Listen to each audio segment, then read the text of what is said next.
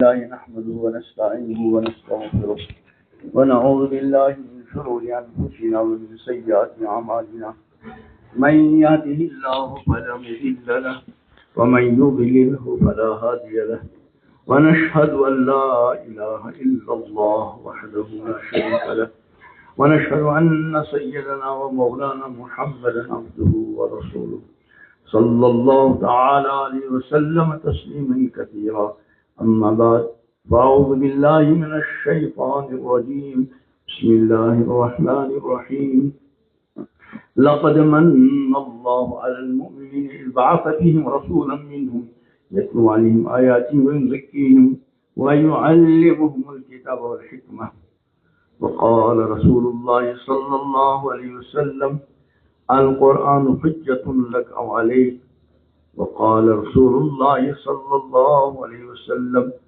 إذا مات الإنسان انقطع عمله إلا من ثلاث من صدقة جارية أو علم ينتفع به أو ولد صالح يدعو له أو كما قال رسول الله صلى الله عليه وسلم صدق الله مولانا العظيم وصدق رسوله النبي الكريم ونحن على ذلك من الشاهدين والشاكرين والحمد لله رب العالمين اللهم صل على سيدنا محمد وعلى آل سيدنا محمد وأصحاب سيدنا محمد وبارك وسلم اللهم صل على محمد وعلى آل محمد كما صليت على إبراهيم وعلى آل إبراهيم إنك حميد مجيد اللهم بارك على محمد وعلى آل محمد كما باركت على إبراهيم وعلى آل إبراهيم إنك حميد مجيد اللهم صل على سيدنا محمد وعلى آل سيدنا محمد وأنزل المقعد المقرب عندك يوم القيامة.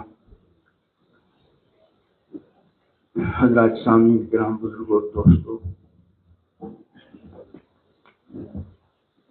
یہ مبارک مجلس قرآن مقدس کی نسبت سے منعقد کی گئی ہے. میں نے قرآن مقدس کی ایک آیت کریمہ تلاوت کی اور امام الانبیاء حضرت محمد عربی صلی اللہ تعالی علیہ وسلم کے دو مبارک ارشادات پڑھے. ہم نے اس سے پہلے بھی دین کی بات سنی اور اب بھی کچھ گزارشات پیش کی جائیں گی، لیکن ہم سب نیت کریں جو سنا ہے اور جو سنیں گے انشاءاللہ اس پر عمل کریں گے، اس لیے کہ اصل عمل ہے. اگر ہم روزانہ سنتے رہیں لیکن عمل نہ ہو تو پھر یہ سننا کافی ہے، اور اگر کبھی کبھی سنیں لیکن عمل کریں تو وہ کبھی کبھی سننا کافی ہے. اور یاد رکھیں اصل عمل ہے. دنیا میں آئے ہی ہیں عمل کے لیے. انسان جب دنیا میں آتا ہے تو خالی ہاتھ دو چیزیں لے کر، ایک زندگی کا سرمایہ اور ایک اس زندگی کے سرمایہ کو استعمال کرنے کے لیے ایک استعداد، جس کو قرآن مقدس نے فطرت سے تعبیر کیا، اور خود پیغمبر کریم صلی اللہ علیہ وسلم نے بھی ارشاد فرمایا کل مولود یولد علی الفطرہ. اور جب جائیں گے تو صرف اور صرف عمل لے کر جائیں گے، عمل کے سوا کوئی چیز ساتھ نہیں جاتی. امام الانبیاء حضرت محمد عربی صلی اللہ تعالی علیہ وسلم کا فرمان ہے یتبع المیت ثلاث، کہ میت کے پیچھے تین چیزیں جاتی ہیں، پھر دو چیزیں واپس آتی ہیں، ایک ساتھ جاتی ہیں. یتبع اہلہ و مالہ و عملہ، ایک اہل و عیال رشتہ دار دوست احباب ساتھ جاتے ہیں. جب میت کو لے جاتے ہیں جنازہ پڑھنے کے بعد قبرستان کی طرف تو گھر والے ساتھ جاتے ہیں، رشتہ دار دوست احباب پڑوسی. اور دوسری چیز جو ساتھ جاتی ہے وہ اس کا مال پہلے زمانے میں ہوتے تھے غلام، وہ انسان ہوتے تھے لیکن ان کی حیثیت مال کی ہوتی تھی، ان کی خرید فروخت وغیرہ تفصیل کا موقع نہیں. اب جو کوئی بندہ مر گیا، اگر اس کے کچھ غلام ہوں تو وہ غلام جن کی حیثیت مال کی سی ہے وہ ساتھ جاتے ہیں، اور آج کے زمانے میں وہ غلاموں کا معاملہ تو ہے نہیں، لیکن کبھی کبھی ایسا ہوتا ہے کہ قبرستان دور ہے، گھر میں اس کی گاڑی ہے، تو اس کے جنازے کو اس گاڑی میں لے کر گئے، تو یہ گاڑی اس بندے کا کیا ہے؟ مال ہے۔ اور تیسری چیز جو ہے وہ ہے عمل، لیکن جو ہی دفن کر دیا، اہل و عیال، گھر والے، رشتہ دار، سب دوست احباب واپس، یا یہاں ساتھ بھی جاتے ہیں، کوئی ساتھ نہیں جاتا، اور وہ جو مال تھا وہ بھی ساتھ واپس آ گیا، اور باقی کیا رہا؟ عمل۔ اس لیے ہم سب کو عمل کی طرف زیادہ توجہ دیں۔ سیدنا حضرت علی مرتضیٰ رضی اللہ عنہ کا فرمان ہے، ارتحلت الدنیا مدبرہ وارتحلت الآخرة مقبلہ ولکل واحدۃ منہما بنون تکون من ابناء الآخرہ ولا تکون من ابناء الدنیا فإن اليوم عمل ولا حساب وغدا حساب ولا عمل۔ یہ دنیا کوچ کر کر کے پیچھے کو چلی جا رہی ہے اور آخرت آگے کی طرف آ رہی ہے، گویا کہ ہم دن بدن کدھر کی طرف جا رہے ہیں؟ آخرت۔ ہم سب مسافرین آخرت، اور یہ آخرت کا سفر اس وقت سے شروع ہو گیا جب ہم نے اس دنیا کی زندگی میں قدم رکھا۔ آج بچہ پیدا ہو گیا ظہر پر، کل ظہر کا وقت آیا تو اس کی 24 زندگی کے 24 گھنٹے کم ہو گئے اور وہ آخرت کی طرف چلا۔ اس کے بعد کیا فرمایا؟ وَلِكُلِّ وَاحِدَةٍ مِّنْهُمَا بَنُونَ۔ یہ دنیا اور یہ آخرت، ان میں سے ہر ایک کی اپنی اولاد ہے۔ اس دنیا میں بسنے والے بے شمار لوگ دنیا کی اولاد، صرف دنیا کی چند روزہ زندگی کو سامنے رکھ کر زندگی گزار رہے ہیں۔ آخرت یا تو ان کے عقیدے ہی میں نہیں ہے، اور اگر ہے تو عمل میں نہیں۔ ان کی رات دن کے دور صرف اور صرف دنیا کی، جس کو قرآن نے فرمایا کہ من کان یرید حرث الدنیا نؤتہ منہا وما لہ فی الآخرۃ من خلاق۔ جو دنیا کی کھیتی کا طالب ہو اس کو ہم اس میں سے کوئی دیں گے، لیکن آخرت میں اس کا کوئی حصہ نہیں۔ اور کچھ ہیں آخرت کی اولاد جن کے سامنے ہر وقت آخرت ہوتی ہے، وہ اگر دنیا کا بھی کوئی کام کرتے ہیں تو اپنی آخرت کو سامنے رکھ کر، اور ہر مومن بندے کی یہی شان ہونی چاہیے کہ ہر وقت آخرت سامنے۔ اس کے بعد کیا فرمایا؟ فَكُونُوا مِنْ أَبْنَاءِ الْآخِرَةِ۔ اے میرے امتیوں، یہ حدیث مرفوع کی ہے، اس کے الفاظ ذرا طویل ہیں۔ فرمایا فَكُونُوا مِنْ أَبْنَاءِ الْآخِرَةِ، کہ اللہ کے بندو تم آخرت کی اولاد بننا، وَلَا تَكُونُوا مِنْ أَبْنَاءِ الدُّنْيَا، دنیا کی اولاد نہ بننا۔ اس کے بعد کیا فرمایا؟ اس کو میں عرض کرنا ہے، فرمایا فَإِنَّ الْيَوْمَ عَمَلٌ وَلَا حِسَابٌ۔ آج عمل ہے، حساب ہے۔ آج اگر ہم اپنے مسلم معاشرے میں دیکھیں گے، دین کے مطابق زندگی گزارنے والے زیادہ ہے کہ دین کے خلاف چلنے والے؟ دین کے خلاف چلنے والے ہی زیادہ ہے، تفصیل کا موقع نہیں، لیکن کوئی حساب لے رہا ہے؟ نہیں۔ فَإِنَّ الْيَوْمَ عَمَلٌ وَلَا حِسَابٌ، آج عمل ہے، حساب نہیں۔ اور آگے کیا فرمایا؟ وَغَدًا حِسَابٌ وَلَا عَمَلٌ، کل حساب ہے، عمل نہیں۔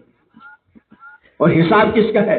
امام الانبیاء حضرت محمد عربی صلی اللہ علیہ وسلم نے اس کی تفصیلات بھی بیان فرمائی اور خلاصہ ارشاد فرمایا، اور لا تزول قدم ابن آدم یوم القیامت من عند ربی، بندے کے قدم اللہ کی بارگاہ، اللہ کے یہاں سے ہٹنے نہیں پائیں گے، حتی یسأل عن خمس، یہاں تک کہ 5 چیزوں کے بارے میں سوالوں کا حساب دینا پڑے گا۔ کیا؟ ان عمری فیما افنا، زندگی کا حاصل کیا ہے، کن چیزوں میں زندگی ختم کی، وَأَن شَبَابِ، جوانی کا حاصل کیا ہے، وَأَن مَالِ، مال کے بارے میں 2 سوال، مِنْ أَيْنَ اكْتَسَبَ، کہاں سے کمایا، وَفِيمَا أَنْفَقَ، خرچ کہاں کیا، وَمَاذَا عَمِلَ بِمَا عَلِمَ، اور جو جانتے تھے اس کے مطابق عمل کیا کیا۔ تو اصل عمل ہے، اور خود پیغمبر علیہ السلام نے فرمایا حاسبوا قبل ان تحاسبوا، اپنا محاسبہ کرو اس سے پہلے کہ آپ کا محاسبہ کیا جائے۔ ہم میں ہر ایک اپنی اب تک کی زندگی کے بارے میں سوچیں، کیا میری زندگی اس لائق ہے؟ میری زندگی کے جو فائل میرے اوپر متعینہ فرشتے نے تیار کی، کیا وہ فائل دوسروں کو دکھلانے کے لائق ہے؟ قرآن مقدس کی روشنی میں ہم اپنی زندگیوں کا بار بار محاسبہ کرتے ہیں۔ قرآن مقدس میں بالکل صاف الفاظ میں ارشاد فرمایا، فَأَمَّا مَنْ أُوتِیَ کِتَابَهُ بِیَمِینِهِ، جن کی کتاب زندگی، نامہ اعمال، زندگی کے فائل دائیں ہاتھ میں تھما دی گئی، اللہ ہم سب کو ان میں شامل فرمایا جو ہی وہ اپنی کتابی زندگی لے گا تو لیتے ہی کیا ہوگا، فَيَقُولُ هَاؤُمُ اقْرَءُوا کتابیہ، ایک ایک کو دکھلاتا پھرے گا، اور وجہ کیا ہوگی اس پر غور کرنا ہے۔ وہ بندہ خود کہے گا، اللہ نے خود فرمایا، انی ظننت انی ملاق حسابیہ، میں اس عقیدے کے ساتھ زندگی گزار رہا ہوں کہ میں جو کچھ کر رہا ہوں اس کا انجام میرے سامنے آنے والا ہے۔ تمہارا میں دور چلا گیا، میں عرض کر رہا تھا ہم سب نیت کریں، جو کچھ سنا اور جو کچھ سنیں گے انشاءاللہ اس کے مطابق کیا کریں گے، عمل۔ میں نے قرآن مقدس کی آیت کریمہ کی تلاوت کی، اس سے پہلے بھی اس کو تلاوت کیا گیا، اس میں ہم 3 چیزوں کو اس وقت دیکھتے ہیں۔ نمبر 1 اللہ کی ذات، فرمایا لقد من اللہ علی المؤمنین، تحقیق اللہ نے احسان کیا ایمان والوں پر، احسان تو بے شمار، وَإِن تَعُدُّوا نعمت اللہ لا تحصوها، اگر تم اللہ کے انعامات، احسانات، اللہ کی نعمتوں کو گننا چاہو لیکن تو گن نہیں سکتے، لیکن کچھ نعمتیں ایسی ہیں کہ اللہ تعالیٰ نے وہاں پر احسان جتلایا بندوں کو، انہیں یہاں بھی ہے کہ لقد من اللہ علی المؤمنین، اللہ نے احسان کیا، تو احسان کرنے والے کون ہیں؟ اللہ تعالیٰ۔ تو سب سے پہلے ہمیں اپنے رب کے ساتھ اپنے معاملے کو ٹھیک رکھنا ہے، اور ٹھیک رکھنے کا مطلب کیا ہے، ہم زندگی کے ہر موڑ میں، زندگی کے ہر قدم پر اور زندگی کے ہر شعبے میں اپنے رب کے رب ہونے کا لحاظ رکھیں۔ ایک موقع پر ایک صحابی بارگاہ نبی میں حاضر بارگاہ ہوئے اور عرض کہ یا رسول اللہ نصیحت فرمائیے، اور مختصر امام الانبیاء حضرت محمد عربی صلی اللہ علیہ وسلم نے اپنی شان کے مطابق کہ آپ کی شان جوامع الکلم ہونا ہے، بالکل مختصر کیا فرمایا، قل اللہ ثم استقم، کہو اللہ پھر اس پر گرے۔ اگر اس کا خلاصہ ہم اپنی الفاظ میں نکالیں گے تو کیا کہو، قل اللہ، کہو اللہ، اور ثم استقم، پھر زندگی کے ہر مرحلے میں اللہ کے رب ہونے کا لحاظ ہے۔ یہ دوسری آیت پر ان الذین قالوا ربنا اللہ، جن لوگوں نے کہا ہم اللہ ہمارا رب، الحمدللہ ہم سب اسی طبقے میں شامل ہیں، اللہ ہمیشہ انہی میں شامل رکھے۔ ربنا اللہ کہنے کے بعد ثم استقاموا، پھر ڈٹے رہے زندگی کے ہر مرحلے پر اور زندگی کے ہر موڑ پر اللہ کے رب ہونے کا لحاظ ہے۔ ایک حدیث جس میں امام الانبیاء حضرت محمد عربی صلی اللہ علیہ وسلم نے ارشاد فرمایا، ذاق طعم الایمان من رضی باللہ ربا وبالاسلام دینا وبمحمد صلی اللہ علیہ وسلم نبی و رسولہ۔ ایمان کی لذت، ایمان کا ذائقہ، ایمان کا مٹھاس اس اللہ کے بندے کو، اس اللہ کی بندی کو ملا جو اللہ کے رب ہونے پر راضی ہے، اسلام کے دین ہونے پر خوش ہے، اور حضرت محمد صلی اللہ علیہ وسلم کے پیغمبر و نبی ہونے پر خوش ہے۔ خوش ہونے کا مطلب ایک تو زبانی اس کا اقرار کرنا، رضیت باللہ ربا، دوسری دل میں بے انتہا خوشی ہو کہ میں کتنا خوش نصیب ہوں کہ اللہ میرا رب ہے، اور پھر اپنے عمل سے اس بات کا قدم قدم پر مظاہرہ کرے، عملاً کہ اللہ نے جس موقع پر جس کام کو حکم دیا اور جس چیز سے روکا وہاں اللہ کے رب ہونے کا لحاظ رکھے کہ میں نے اللہ کو اپنا رب مانا ہے، اور اس رب نے رب ہونے کی حیثیت سے مجھے فلاں کام فلاں کام فلاں کام فلاں کام کو حکم دیا ہے، میں ان کو کروں خوشی کے ساتھ، زبردستی نہیں۔ اور جن جن کاموں سے اللہ نے روکا ہے اپنے آپ کو ان سے روکوں گا۔ تو کیا فرمائے نصیحت؟ قل اللہ، آپ کیا ہو کہ اللہ تم مستقیم پہ اس پر ڈٹے رہو، یعنی اپنے اللہ کے رب ہونے کا ہمیشہ لحاظ رکھیں۔ تو ہم سب سے پہلے اپنا اور ہمارے رب کے درمیان جو معاملہ ہے اس کو بار بار دیکھیں۔ ہم اپنے استاد کے استاد ہونے کا ہمیشہ خیال رکھتے ہیں، جہاں ہمیں لگے کہ ہمارا استاد یہاں موجود ہے اور فلاں حرکت اگر کہ جائز ہے لیکن میرے استاد کو یہ ناگوار گزرے گا، ہم اپنے استاد کے استاد ہونے کا لحاظ رکھتے ہیں جی چاہنے کے باوجود، اور اس کام کے جائز ہونے کے باوجود ہم استاد کے لحاظ میں اس کام کو نہیں کرتے، اور ہم اپنے طلباء سے یہ توقع رکھتے ہیں، ہم اپنے شاگردوں کے بارے میں یہ چاہتے ہیں کہ میرا شاگرد میری موجودگی میں میرے منشا کے خلاف کوئی کام نہیں کرے، چاہے وہ کام جائز ہی کیوں نہ ہو۔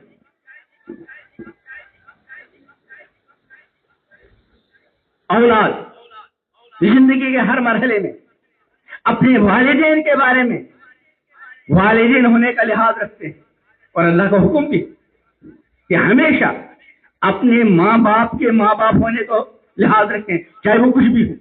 چنانچہ ارشاد ربانی ہے وَإِن جَاهَدَاكَ عَلَىٰ أَن تُشْرِكَ بِي مَا لَيْسَ لَكَ بِهِ عِلْمٌ فَلَا تُطِعْهُمَا، اگر تمہارے ماں باپ تم کو شرک پر مجبور کریں، ان کے کہنے سے شرک نہیں کرنا، لیکن اس کے باوجود وَصَاحِبْهُمَا فِي الدُّنْيَا مَعْرُوفًا، ان کے والدین ہونے کا پھر بھی یاد رکھو۔ اللہ کس قدر عظیم ہے کہ اولاد کو والدین کا حق اور والدین کی حیثیت کا لحاظ رکھنے کی کس قدر تاکید فرماتے ہیں، اور ہمارا معاملہ کیا ہے؟ ہم اپنی اولاد کے ساتھ کیا معاملہ کرتے ہیں؟ ہمارے سامنے ہماری اولاد اللہ کے عظیم حکموں کو ٹھکراتے ہیں، لیکن ہم دس سے مت، کتنے ہم میں ایسے ہوں گے جن کی اولاد صبح اللہ کی طرف سے بلانے کے باوجود حی علی الصلاۃ حی علی الفلاح الصلاۃ خیر من النوم یہ سننے کے باوجود اپنی بالغ بیٹی اپنے بالغ بیٹوں کو دیکھتے ہیں کہ ان کو اللہ کو حکم آ رہا ہے، لیکن ہماری اولاد تب سے مت نہیں ہو رہی اور ہم اندر سے بے چین اور پریشان بھی نہیں ہوتے۔ ہماری اولاد 2 دن اسکول جانا چھوڑ دے، کالج جانا چھوڑ دے، ٹیوشن جانا چھوڑ دے، ہمارے گھروں میں ماتم کی کیفیت پیدا ہوتی، لیکن ہمارے گھروں میں ایمان کے بعد سب سے عظیم حکم اللہ کا نماز کے بارے میں تفصیلات کا اس وقت موقع نہیں، روز ٹھکرایا جاتا ہے، لیکن ہم 10 سے مسئول۔ تو ہم اپنے ماں باپ کے ماں باپ ہونے کا لحاظ رکھتے ہیں، استاد کے استاد ہونے کا لحاظ رکھتے ہیں، پڑوسی کے پڑوسی ہونے کا لحاظ رکھتے ہیں، اور رکھنا چاہیے، لیکن سب سے زیادہ خیال ہم کو اپنے اللہ کے رب ہونے کا رکھنا چاہیے۔ اپنے بارے میں تنہائی میں اس کا محاسبہ کریں، کیا میں زندگی کے ہر قدم پر دیکھنے میں، بولنے میں، سننے میں، کمانے میں، خرچ کرنے میں اور مختلف معاملات میں اللہ تعالیٰ کے رب ہونے کا لحاظ رکھتا ہوں اور کہاں کہاں نہیں رکھتا؟ اور پھر میں کم از کم میری جو اولاد ہے، میرے جو گھر والے ہیں، اللہ تو میرے گھر والوں کو، میرے بچوں کو، میری بیوی کو میرا لحاظ رکھنے کا مختلف انداز سے حکم دے رہے ہیں، اور اس کو بھی یہ وعید بھی سناتے ہیں کہ اگر تم نے اپنے والد اور والدہ کے والدین ہونے کا لحاظ نہیں رکھا میں ناراض ہو جاؤں۔ اللہ ناراض ہوتے ہیں، ہے نا؟ رضا الرب فی رضا والد وسخط الرب فی سخط والد، اللہ کی رضا میں والد کی رضا اور اللہ کی ناراضگی میں وہ ہے کہ اپنے الفاظ میں تعبیر کریں تو یوں کہا جاتا ہے بیٹا دیکھو بچے خیال رکھنا اپنے ماں باپ کو ناراض نہیں کرنا. اگر اپنے والد کو ناراض کیا تو میں ناراض ہو جاؤں گا اور اپنے والد کو راضی رکھا تو میں خوش ہو جاؤں گا. حالانکہ وہ بہیات ہے. کوئی کسی کی نافرمانی کرے کوئی کسی کی اطاعت کرے اس کے کیا بگڑتا ہے؟ اس کی ذات اللہ الصمد. لیکن کیا جتنا وہ ہماری اولاد سے ہمارے چھوٹوں سے ہمارا لحاظ رکھوا رہے ہیں کیا ہم خود اپنی ذاتوں کے اعتبار سے اور کم از کم اپنے گھر والوں کے اعتبار سے اللہ کے رب ہونے کا اتنا لحاظ رکھواتے ہیں کہ نہیں؟ اس بات کا ہمیں خود تنہائی میں محاسبہ کرنا چاہیے. اور جہاں خامی نظر آئے کہ فلاں موقع پر ہمارے گھر میں اللہ کے رب ہونے کا لحاظ نہیں رکھا جا رہا ہے فوراً اس جرم سے باز آ جائے. لقد من اللہ علی المؤمنین اللہ نے احسان کیا جن پر ایمان والوں. تو سب سے پہلے اللہ کا احسان ہم اس وقت یہ طے کر کے جائیں ہم زندگی کے ہر مرحلے میں اللہ کے رب ہونے کا لحاظ رکھیں. اور اس کے بعد کیا فرمایا لقد من اللہ علی المؤمنین اذ بعث فیہم رسولا منہم. ان کے اندر ایک عظیم الشان پیغمبر مبعوث فرمایا. اللہ نے جو احسان امام الانبیاء حضرت محمد عربی صلی اللہ علیہ وسلم کی صورت میں مبعوث فرما کر ہم جیسے گنہگاروں کو گئے گزرے لوگوں کو ان کی امت میں ہونے کا شرف عطا فرمایا. اس اللہ کے عظیم احسان کو اور امام الانبیاء حضرت محمد عربی صلی اللہ تعالی علیہ وسلم کے ساتھ اپنی اس نسبت کا زندگی کے ہر مرحلے پر خیال رکھا جس پر امام الانبیاء حضرت محمد عربی صلی اللہ علیہ وسلم اپنی امت کو زندگی کے کسی موڑ پر بھولے نہیں ہمیشہ یاد رکھا دعاؤں سے نوازا.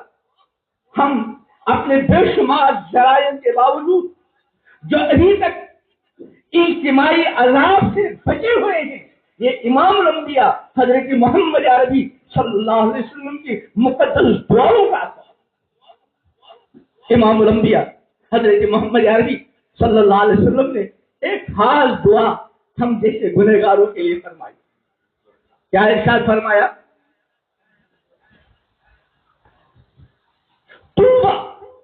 مبارکبادی خوشخبری کس کے لیے لمن رآنی وآمن بی.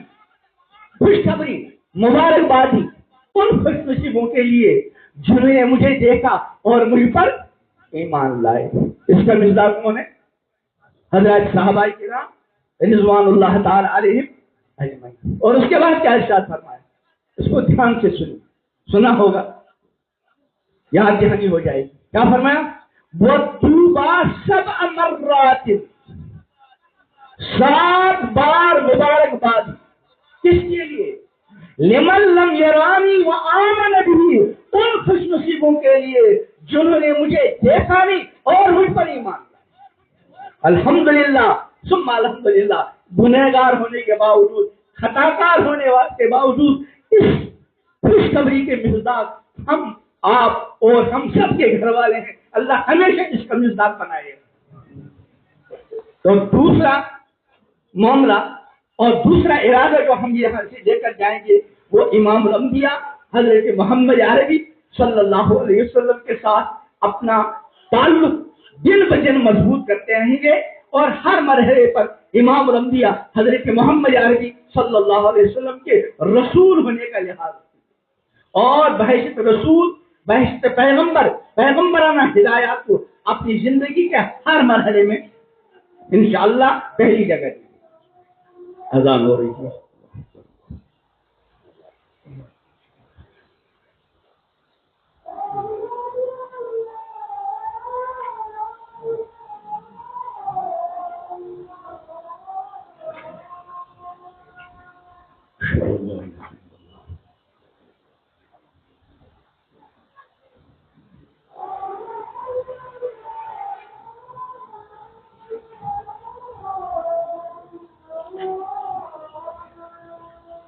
أشهد أن لا إله إلا الله.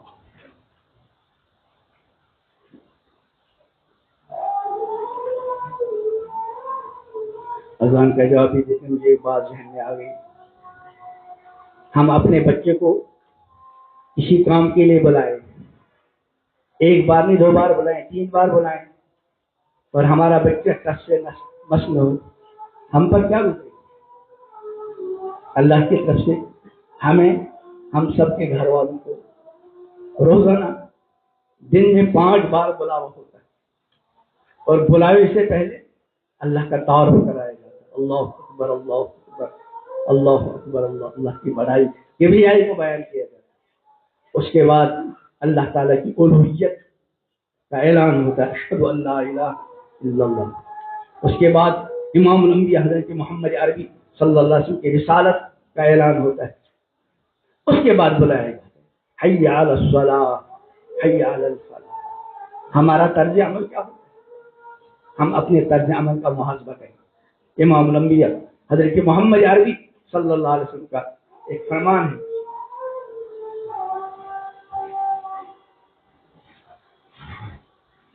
نفاق ہے نفاق ہے کھلا ہوا نفاق اس انسان کا طرز عمل جس کو اللہ کا منادی بلایا جا رہا ہے نہیں، لیکن وہ بندہ اس بلاوے میں لبیک نہ کرے.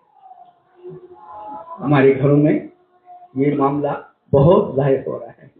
نمازیوں کی تعداد بہت کم.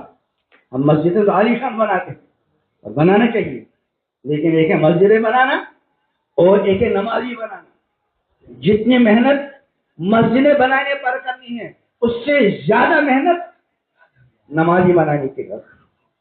ہم نے مسجد بنانے پہ محنت کی، ماشاءاللہ ہماری مسجد ہے عالی شان نظر آنے ہر جگہ، گاؤں کیا دیہات کیا شہر کیا ہر جگہ، لیکن نمازی بنانے پہ ہم نے محنت نہیں کی. خالی آ رہی ہے مسجد نمازی بنانے کی محنتیں 3 مرحلے پر. ایک جو ماشاءاللہ دعوت تبلیغ کی محنت ہو رہی ہے، اللہ تعالیٰ اس کو ہر طرح کے انتشار سے اپنی حفاظت میں رکھے، وہ بھی نمازی بنانے کی عظیم عالمی محنت ہے. اور دوسری محنت مقامی سطح کی، مسجد کی انتظامیہ جو نے مسجد بنانے میں گھر گھر گئے چندہ وصول کرنے کے لیے جاتے ہیں نا، ایک بار نہیں 2 بار 2 سال مسجد بنانے میں لگ گئے، 10 بار گئے ہر گھر، لیکن جہاں مسجد بن گیا بھول گئے. حالانکہ اصل کام یہ تھا. تو مسجد کی انتظامیہ محلے کے یہ اثر حضرات امام صاحب مل کر یہ کوشش کریں ہماری بستی میں کوئی بے نمازی نہ رہے. اور تیسری محنت جو فرض عین کے درجے کی اور جو محنت ہم سب کے لیے لازم کر کے امام الانبیاء حضرت محمد عربی صلی اللہ علیہ وسلم نے، وہ کیا ہے؟ اپنے گھر کا ہر گھر کا بڑا اپنے گھر والوں کو نمازی بنانے کی محنت کرے. یہ کنہوں نے ذمہ داری ڈالی ہے؟ پیغمبر علیہ السلام. اور کب سے شروع کرنی ہے؟ جہاں بچہ 7 سال کا ہو گیا، جہاں بچی 7 سال کی ہو گئی، گھر کے بڑوں کو حکم دیا پیغمبر علیہ السلام نے ان کے نمازی بنانے کی محنت شروع کر. اور 10 سال میں پورے نمازی بن جانے چاہیے. اگر خامی نظر آئی ہے تو ان کو تنبیہ کرو، سزا. یہ تو بارہ ضمن بات آ گئی. میں عرض کر رہا تھا پہلی چیز اللہ تعالیٰ کے رب ہونے کا ہمیشہ لحاظ رکھنا، اور دوسری بات جو میں عرض کی امام الانبیاء حضرت محمد عربی صلی اللہ علیہ وسلم کے پیغمبر ہونے کا لحاظ. اس کے بعد اللہ نے جو احسان کو جتلایا کہ اللہ نے احسان کیا ایمان والوں پر، ایک عظیم الشان پیغمبر انہی میں سے مبعوث کیے. پھر ان پیغمبر کے جو منصبی فرائض ان کو بیان کیا. سب سے پہلی چیز یتلو علیہم آیات، تلاوت آیات. اس تلاوت آیات کے سلسلے میں بھی انتہا سے زیادہ غفلت ہمارے گھروں میں برتی جاتی ہے. یہ مدارس کے طلبہ ان کو چھوڑ کر ہماری جو عام اولاد جو اسکول اور کالج اور دوسرے مروجہ تعلیمی اداروں کے اندر زیر تعلیم ہے، قرآن تلاوت ان کو نہیں آتی، دین سے دور ہے. مجھے یاد آ گیا غالب فخر اسلام حضرت مولانا سید ابو حسن علی ندوی رحمۃ اللہ علیہ کا ملفوظ ہے، یا حضرت مولانا منظور نعمانی اللہ رحمہ کا ملفوظ. کیا کہ اگر کسی کی اولاد بچپنے میں مر جائے یہ بہت بہتر ہے اس کے مقابلے میں کہ اولاد بڑی ہوگی لیکن ان کی زندگیوں میں دیر نہیں. اکثر بڑے بڑے پڑھے تھے ان کو قرآن پاک صحیح تلفظ کے ساتھ پڑھنا نہیں آتا. بڑی بڑی قرآن مانیے گا بڑی بڑی ڈگریوں کے مالک اور ہزاروں کو بنانے والے کتابوں کے مصنفین، لیکن اس کلام الہی جس کو سیدنا جبریل علیہ السلام لے کر آئے امام الانبیاء حضرت محمد عربی علیہ السلام کے اوپر، اور امام الانبیاء حضرت محمد عربی علیہ السلام نے وہ کتاب وہ اللہ کا کلام قرآن مقدس کی صورت میں امت کے حوالے کی.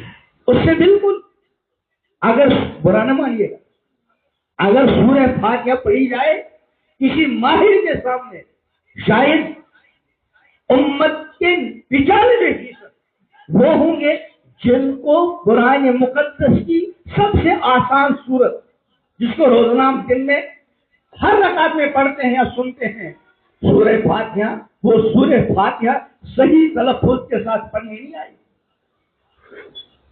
قرآن کا پہلا حق ایمان کے بعد اس قرآن مقدس کو صحیح تلفظ کے ساتھ پڑھیں. ہمارے بچے ہماری بیٹی مروج تعلیم کے لیے زندگی کا اکثر حصہ، بلکہ ہماری بیٹیاں بہت ساری اپنے شہروں سے باہر جاتی، بلکہ اپنی ریاست سے باہر، بلکہ آگے ملک سے باہر، اور ہمیں مروج تعلیم کو بھوک برا نہ مانیے گا، میں مروج تعلیم کے خلاف نہیں ہوں، بہت اہم وقت کی ضرورت ہے، ضرور پڑھنا چاہیے، لیکن اپنی بیٹی کی عصمت اپنی بیٹی کی عزت کو خطرے میں ڈال کر آج ہماری جو بیٹیاں اسکول کالج اور یونیورسٹی کے لیے گھروں سے باہر رہتی ہیں اکثر و بیشتر ایسا ہوتا ہے ان کی عزت اور ان کی عصمت خطرے میں رہتی ہے. بڑے ناقابل برداشت حالات سننے پڑے. ابھی کچھ دن پہلے میرے پاس ایک صاحب آئے مجھے ملنا ہے، مغرب کے بعد آئے تو کیا سنا ہے کہ میری بیٹی فلاں ریاست میں پڑھتی ہے، ادارے کا نام نہیں ہوگا، اور اب وہ فلاں صوبے میں ملازمت کر رہی ہے اور ایک غیر کے ساتھ اس کے تعلقات ہیں اور ان کے ساتھ نکاح کرنا چاہتے ہیں. انا للہ و انا الیہ. میں نے ان کو ڈالا کون سی گارنٹی کہ ہماری بیٹی ہماری آنکھوں سے دور ہے؟ اگر اتنا ہی ڈگری کا بھوت سوار ہے تو خود اپنی بیٹی کے ساتھ تعلیم کا زمانہ جب تک وہی رہیے، اپنی بیٹی کی ڈگری سے زیادہ اپنی بیٹی کی عفت اور عصمت کی حفاظت کی فکر کی. لاکھوں ڈگریاں قربان ہے آپ کی اور ہماری بیٹی کی عفت اور عصمت کا.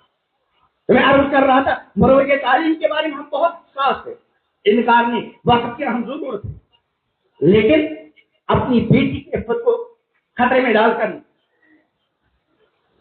اس لیے اس وقت ملت کی اہم ضروریات میں ذمہ داریوں میں سے یہ ہے کہ اپنی اپنی بستیوں میں اپنے اپنے علاقے میں بچوں کے لیے اور بیٹیوں کے لیے مروجہ تعلیمی اداروں کا بہترین انتظام کریں جہاں معیاری تعلیم ہو لیکن شرعی حدود کے اندر. جن لوگوں کو اللہ پاک نے اصحاب خیر بنایا ہے، مال کی فراوانی عطا کی ہے، وہ حضرات اور جن کو اللہ پاک نے دینی شعور عطا فرمایا ہے، وہ مل جل کر جس طرح مدارس امت کی اہم ضرورت ہے، اسی طرح ملت کی اہم ترین ضرورتوں میں اس وقت مروجہ تعلیمی ادارے ایسے قائم کرنا جہاں بیٹیوں کے لیے الگ انتظام ہو اور بیٹوں کے لیے الگ. یہ مخلوط تعلیمی نظام یہ آگ اور پٹرول کو ایک جگہ جمع کرنے کا ملتا ہے. بہرحال میں اصل یہ کہنا چاہ رہا تھا اس کے بارے میں بہت حساس. ہماری زندگیوں کے 20-25 سال گزر جاتے ہیں لیکن روزانہ کی بنیاد پر 1-2 سال کے لیے ہم اپنے بچوں کو اپنی بیٹیوں کو صحیح تلفظ کے ساتھ قرآن پاک سیکھنے کے لیے ان کا 1 گھنٹہ دینے کے لیے فارغ تیار نہیں. ہمارا تعلیمی نظام اس طرح بندھا ہوا ہے لیکن جن اللہ کے خوشی سے بندوں کو اللہ نے صحیح شعور عطا فرمایا ہے، وہ اپنے بچوں کو اپنی بچیوں کو مروج تعلیم کے ساتھ ساتھ دینی تعلیم سے بھی آراستہ کرتے ہیں۔ بہرحال میں عرض کر رہا تھا قرآن مقدس کا پہلا قرآن پاک کی صحیح تلاوت صحیح تلفظ کے ساتھ سیکھنا، اور پھر روزانہ کی بنیاد پر قرآن مقدس کی تلاوت کی پابندی۔ ہمارے یہاں قرآن پاک کی تلاوت کی پابندی کا عام طور وہ معمول ہی نہیں۔ میں کبھی کبھی پوچھتا ہوں آپ سے بھی اگر سوال کروں، آج آپ میں سے کس نے قرآن پاک کی تلاوت کی ذرا ہاتھ اٹھائیں؟ یہ دینی مجمع ہے، لیکن اگر ہم ہاتھ گنیں گے جو ہاتھ ماشاءاللہ کھڑے ہیں وہ کم ہیں، اور جو ہاتھ نہیں اٹھے وہ اس کے مقابلے میں کیا ہے؟ یہ ہم لوگوں کا حال ہے جن کا دین کے ساتھ عملی تعلق۔ آج یہ ارادہ کر کے جائیے ہم خود بھی اور ہمارے گھر والے بھی پوری پابندی کے ساتھ روزانہ کی بنیاد پر انشاءاللہ قرآن پاک کی تلاوت کیے گئے۔ قرآن مقدس کا دوسرا حق وہ ہے قرآن پاک کو سمجھنے کی کوشش کریں۔ اصل تو یہ ہے کہ باضابطہ داخلہ لے کر پڑھیں، لیکن ظاہر بات ہے یہ ہر کس و ناقص کے لیے معاملہ آسان نہیں، لیکن اللہ تعالیٰ اپنے ان بندوں کو جزائے خیر عطا فرمائے۔ جیسے ہمارے حضرت مفتی فیض الوہی صاحب رحمۃ اللہ علیہ ایک عظیم کام کر گئے، قرآن پاک کا خلاصہ ہمارے سامنے آ جائے، اس کے لیے بڑی بڑی تفاصیر اگر نبی پاس مختصر تفاصیر ہمارے پاس، اور ہر زبان میں اگر ہر بندہ یہ طے کر لے مجھے روزانہ زیادہ نہیں صرف 15 منٹ نکالنا ہے، اور کسی مستند عالم سے مشورہ کر کے کسی قرآن پاک کی تفسیر کا خاص کر کے اس کا مسئلہ آج ہمارے مفتی صاحب رحمۃ اللہ علیہ کی زبان کا قرآن پاک کی اس تفسیر کا اردو ترجمہ اس کا اجرا ہو گیا ہے۔ یہ جلسہ 100% کامیاب ہوگا اگر آپ سب ارادہ کریں گے۔ ہم انشاءاللہ پہلی فرصت میں حضرت مفتی صاحب رحمۃ اللہ علیہ کی اس تفسیر کو لیں گے اور روزانہ بلا لاغر زیادہ نہیں صرف 15 منٹ دھیان کے ساتھ توجہ کے ساتھ مطالعہ کریں گے انشاءاللہ۔ ہاتھ اٹھائیے، سب کریں گے نا انشاءاللہ۔ لیکن یہ نہیں کہ بس ہاتھ تو اٹھائے اندر سے ارادہ نہیں، اس کو میں قتل تبلیغ والوں کا ارادہ۔ تبلیغ والے جب بیان کرتے ہیں پھر کہتے ہیں کہ بتا بھائی کون 4 مہینے، کچھ لوگ نکلے انہوں نے 4 مہینے کا، پھر ذرا اور نیچے اترے 40 دن، کچھ وہاں بھی آ گئے، پھر اور اترے 10 دن، کچھ وہاں گئے پھر اور اترے، سب سے آخری مرحلہ کیا ہے 3 دن۔ اب جو سب لگا اب تو کوئی نہیں، اچھا اب سب ارادہ کرو، سارے لوگ ہاتھ اٹھاتے ہیں، حالانکہ اندر سے کسی کو جانے کا ارادہ، اس کو میں نے نام رکھا ہے تبلیغ والوں کا ہاتھ اٹھانا۔ ہاتھ اٹھائیں لیکن دل میں ارادہ ہو، پھر اللہ سے مانگے، پھر کوئی رکاوٹ آ گئی تو اور مسئلہ، ارادہ اس کا نام نہیں، ہم نے ہاتھ اٹھایا۔ ارادہ پہلے دل میں ہو، پھر دل کا ارادہ جو ہے ہاتھ اٹھانے کی شکل میں نظر آئے۔ تو اس لیے جو آپ نے ہاتھ اٹھایا ہے یہ دل سے ہو، کرو گے انشاءاللہ۔ تو قرآن مقدس کا دوسرا حق کیا ہے؟ قرآن پاک کو سمجھنا۔ اور قرآن مقدس کا تیسرا حق کیا ہے؟ اس قرآن مقدس کی جو مقدس مبارک تعلیمات، قرآن مقدس صرف تلاوت کی کتاب ہے، یقیناً قرآن مقدس کی تلاوت قرآن پاک کا عظیم حق ہے، اور ہر بندے کو اس کی پابندی کرنی چاہیے، لیکن محض تلاوت سے پورا حق ادا ہوگی۔ تیسرا حق ہے قرآن پاک کو سمجھنے کے بعد اس کے مطابق اپنی عملی زندگی گزارنا ہے، کریں گے انشاءاللہ۔ اور چوتھا حق قرآن پاک کیا ہے؟ قرآن خدمت۔ میں حدیث پڑھی وجہ پر اپنی بات کو مکمل کرتا ہوں۔ حدیث ہے اذا مات الانسان انقطع عنہ عمل، جب انسان مر جاتا ہے تو اس کے اعمال کا سلسلہ منقطع ہو جاتا ہے۔ اس حدیث میں سب سے پہلا سبق کیا ہے کہ ہر مومن بندے کو اپنی زندگی میں زیادہ سے زیادہ اعمال کا ذخیرہ اپنے پاس رکھنے کی۔ اس حدیث نے سنا سب سے پہلا۔ اس کے بعد کیا فرمایا؟ کیونکہ مرنے کے بعد عمل نہیں کر سکتا الا من صلاح، مگر 3 عمل ایسے ہیں کہ مرنے کے بعد بھی ان کا سلسلہ منقطع نہیں۔ وہ 3 چیزیں کیا ہے؟ من صدقۃ جاریہ، سب سے پہلی چیز صدقہ جاریہ. جیسے ماشاءاللہ آپ کا یہ مدرسہ مسجد صدقہ جاریہ ہے کہ نہیں؟ کتنے لوگ شاید ایسے ہوں گے جن نے مسجد کی تعمیر میں حصہ لیا، مدرسے کی تعمیر میں حصہ لیا، اور ان میں سے بہت سے ایسے ہوں گے جو ابھی عالم برزخ کی زندگیاں گزارے. اللہ تعالیٰ ان کی مغفرت کرے. یہاں رات دن قرآن پاک کی تلاوت ہوتی ہے، ان کو اپنا حصہ برابر. ایک ہے یہ صدقہ جاریہ. دوسری چیز ارشاد فرمائی اور علم ينتفع به، یا اس نے اپنی زندگی میں کوئی علمی خدمت کی، ينتفع به، اس علمی خدمت کا فائدہ اس کے مرنے کے بعد بھی اٹھایا جا رہا ہے. اس کے سامنے ہمارے وزن کو زندہ مثال موجود ہے. حضرت مفتی صاحب رحمۃ اللہ علیہ کی تفسیر پہلے گوجری زبان میں تھی اور اب اردو زبان میں منتقل ہو گئی. اتنے لوگ جو اس سے استفادہ کیا کر رہے ہیں، اور انشاءاللہ قیامت تک یہ سلسلہ جاری رہے گا. اور حضرت مفتی صاحب رحمۃ اللہ علیہ کے نامہ اعمال میں اجر و ثواب کا سلسلہ پہنچتا رہے گا. اب آپ کہیں گے علمی خدمت وہ کرے گا جس کے پاس علم. ہمارے پاس اپنی ضرورت کا بھی، جیسے دنیا مالداری دو طرح کی ہے. ایک وہ مالداری انسان کا اپنا بھی کام چلے اور اس کے مال سے دوسروں کو بھی فائدہ، اور ایک ہے بقدر ضرورت. وہ تو ہر کسی کے، اس کے بغیر کسی کو چارہ نہیں. حضور علیہ السلام نے اپنے اہل و عیال کے لیے، اہل بیت کے لیے دعا کی، اللہم اجعل رزق آل محمد قوتا بقدر ضرورت. اسی طرح علم دو طرح کا ہے. ایک یہ کہ اپنے بھی کام آئے اور دوسروں کو بھی کام آئے.